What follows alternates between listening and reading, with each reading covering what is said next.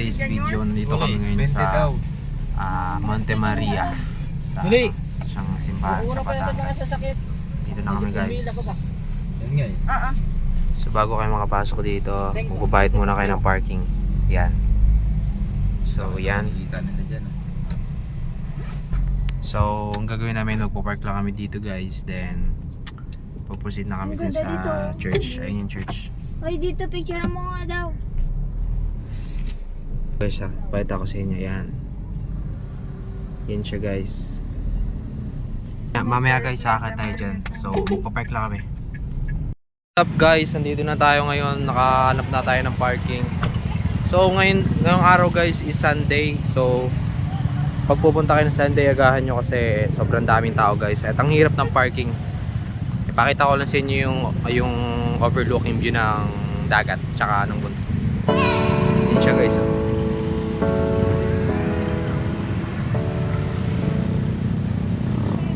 See, ang ganda no. So yun guys, mag-aayos na kami ng gamit. Tapos aakit na kami. Yan. Naano lang namin yung mga naming gamit. Then puproceed na kami dun sa taas. Eto siya guys, pakita ko sa inyo.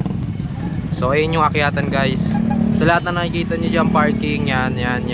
Kahit saan na kayo mag-park dyan, basta hindi kayo nakakasagabal sa mga dumadaan, okay lang. So yun, nakakit na tayo guys. So what's up guys, paakit na tayo guys. Dito na tayo sa entrance nila. Ganito pala karami yung tao guys kapag pumunta kayo ng linggo. Yan, yung kadami. Halos wala na kayong maparkingan. At guys, maaga kayo dito. So tara, samahan nyo ako. Punta natin yung may glass walk daw dito guys eh. Tapos merong rooftop cafe sa taas. Guys, meron pala ditong parang ito guys oh.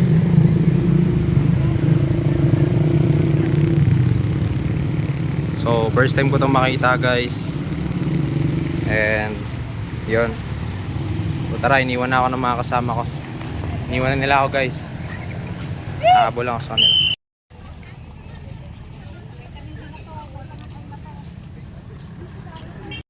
So, shoutout kila Kenneth, tsaka Mel G, tsaka Kenji. Ang dami dito ng S-Class guys. Kahit saan ka tumingin. Hindi ko alam kung mga taga Batangas pa itong mga to or sa ibang lugar din galing.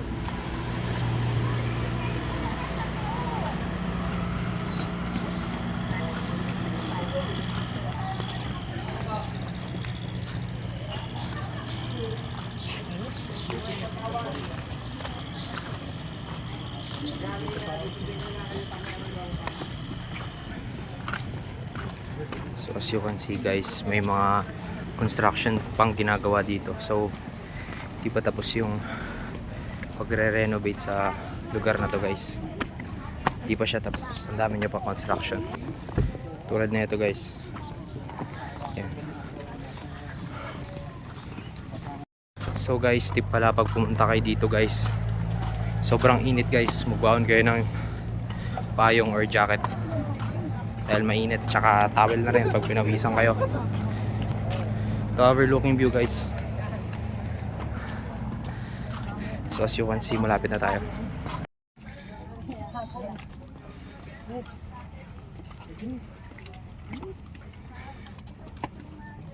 Dito guys, pag narating nyo na yung tok-tok nitong church, may makikita kayo ditong view deck. Yan, yun yung church. Ito yung view deck.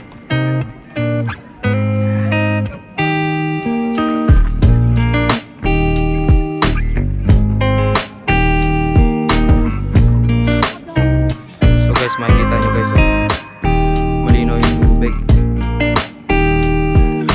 But then sobrang init. As in guys.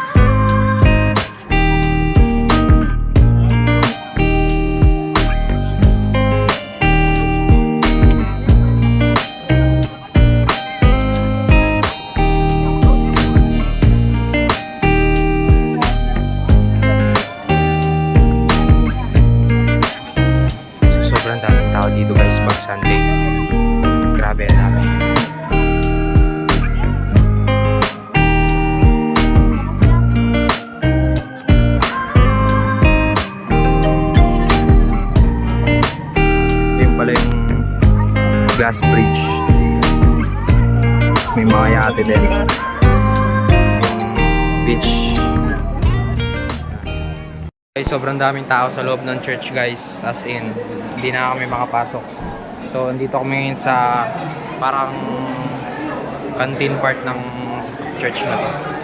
So, sabi, close daw yung third floor, which is bukas naman daw yung second floor guys. So, titignan namin kung akit kami ng second floor or kung ano bang plano. So guys, sobrang puno ng church. So, nag-decide na lang kaming ipagpaliban muna yung pag-ano namin, pagsisindi ng kandila guys. Kasi, sarado daw yung ibang floors na pwedeng pag-anuhan ng kandila. So, ngayon guys, pupunta na kami sa next destination namin, which is magbe-beach kami guys. So, yun. Ito pala guys, may makikita kayong mga construction na ganito guys. Ayan. Hindi ko alam kung para saan yan guys, kung para sa tourism or something. Guys, ito pala yung ano nila, yung glass walk nila hindi pa tapos. Pakita ko lang sa inyo. Ayan. Guys, nakabalik na kami dito sa sasakyan guys. Pupunta na tayo ng next destination natin guys, which is yung beach. So guys, dito na kami ngayon, papasok na kami sa resort guys. So yun, maliit lang yung daan. So kailangan mag-ingat talaga. So guys, andito na kami ngayon sa resort guys. Nakapag-check-in na rin kami. So ito pala papakita ko sa inyo. Medyo lalakarin pa punta sa beach. Yan.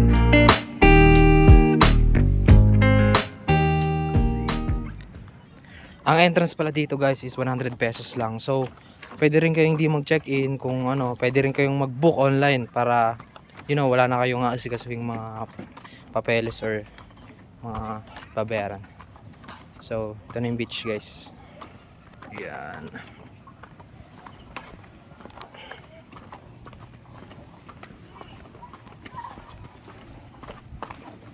So, watch your step lang talaga dito guys kasi sobrang pababa niya talaga mga kasama namin. Tignan mo yung isa guys oh. So ito na pala yung beach guys. Yan. So makikita